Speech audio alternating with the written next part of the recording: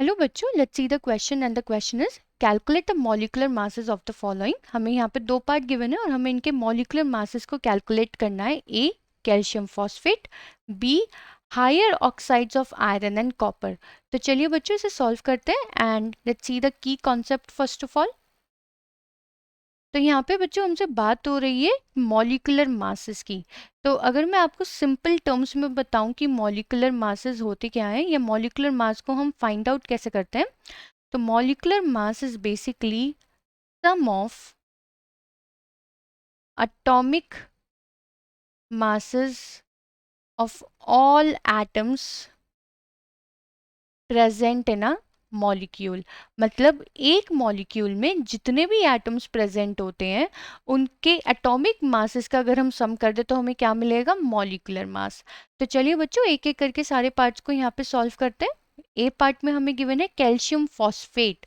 तो calcium phosphate का chemical formula होता है CA3PO4 होल ट्वाइस। तो यहाँ पे अगर हम इसका एटॉमिक मास कैलकुलेट करने मॉलिक्यूलर मास कैलकुलेट करने जाएं तो कैसे होगा? 3 multiply atomic mass of calcium, because calcium के 3 एटम्स प्रेजेंट है यहाँ पे,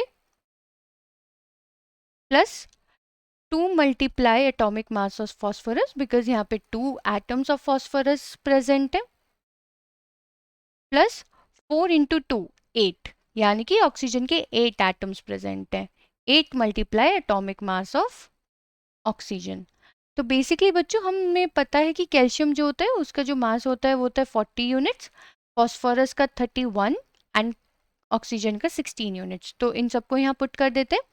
3 multiply 40 units plus 2 multiply 31 units plus 8 multiply 16 units, तो ये हमारा होगा 120 यूनिट्स प्लस 2 इंटू 31, तो that will be 62 units.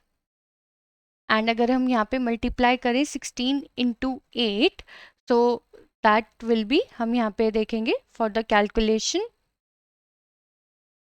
16 into 8 that is 128।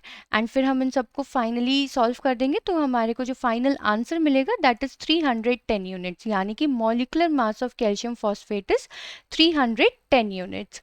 I hope बच्चों आपको ये फर्स्ट पार्ट समझ में आया होगा। चलिए अब बात करते हैं बी पार्ट की। बी पार्ट में हमें बोला गया है higher oxides of iron and copper. Higher oxide का मतलब आयरन और कॉपर अपनी मैक्सिमम वैलेंसी में प्रेजेंट होने चाहिए। तो अगर हम बात करें आयरन की तो वो होगा Fe2O3। तो हम पहले कैलकुलेट कर लेंगे फॉर Fe2O3।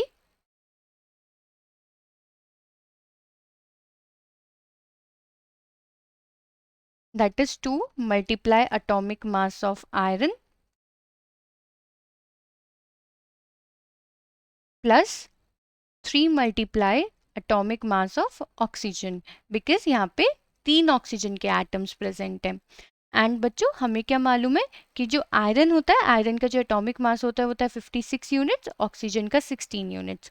तो इन्हें हम यहाँ पुट करेंगे 2 multiply 56 units plus 3 multiply 16 units.